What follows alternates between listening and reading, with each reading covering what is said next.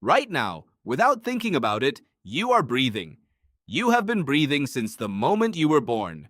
You will breathe roughly 20,000 times today alone. And almost certainly, you are doing it wrong. Not slightly wrong.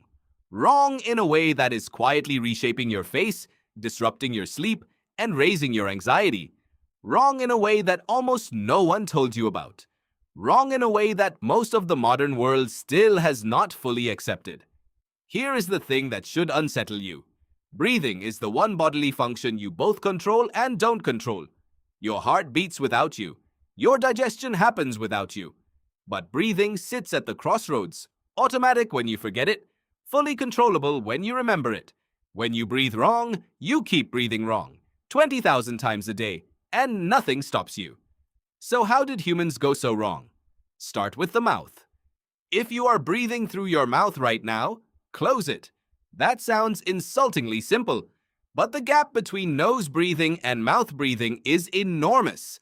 Researcher James Nestor, whose decade of work on human respiration reshaped the field, describes them as closer to two entirely different physiological states. Your nose is not just a hole in your face. It is a precision system that took millions of years to evolve.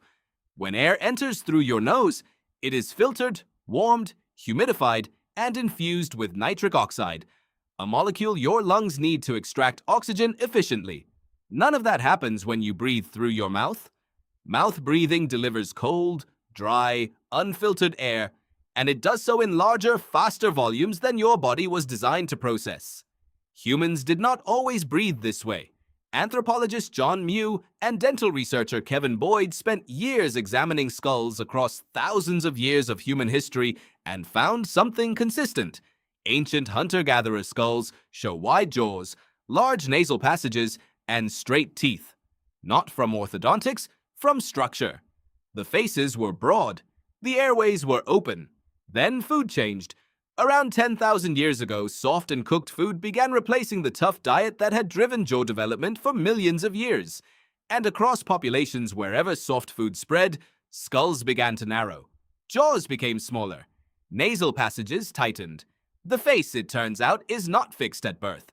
It is shaped by the forces you put through it. Remove those forces, and the airway narrows. Nose breathing becomes harder. People shift to mouth breathing, which worsens the structure further. A feedback loop running for 10,000 years. But the mouth question is only half the problem. There is a breathing pattern that governs your nervous system in real time. The ratio of your inhale to your exhale. And most people under chronic modern stress have inverted it. Your autonomic nervous system responds directly to breathing rhythm. A longer exhale activates the parasympathetic branch. It tells your body the danger has passed. A longer inhale or rapid shallow breathing activates the sympathetic branch. It tells your body to stay alert. Under chronic stress, that recovery phase never fully arrives. Your breathing stays shallow, and your nervous system reads that as confirmation something is still wrong. Physiologist Konstantin Buteyko observed this in the 1950s. People with anxiety and asthma shared a common breathing profile: fast, shallow, through the mouth. He found that slowing the breath and increasing carbon dioxide tolerance improved all of it. Carbon dioxide is not just a waste product. It is the trigger that tells your body to release oxygen from blood into tissue.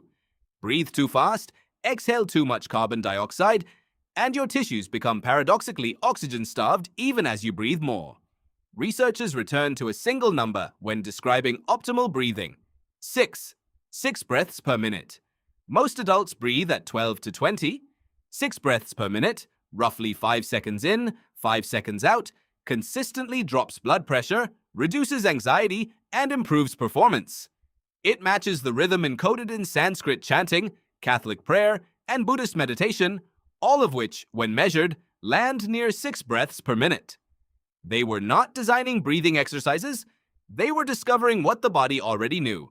You were never taught how to breathe. No one explains nasal breathing, tongue posture, exhale ratios, or carbon dioxide tolerance to a child. It is assumed the body will figure it out, but the body adapts to what you give it. Give it soft food, chronic stress, and a sedentary life, and it learns a pattern of mouth breathing, shallow rhythms, and a slowly narrowing airway. Close your mouth. Breathe through your nose. Make the exhale longer than the inhale. Slow it down. You have been breathing your entire life. You can start doing it right today.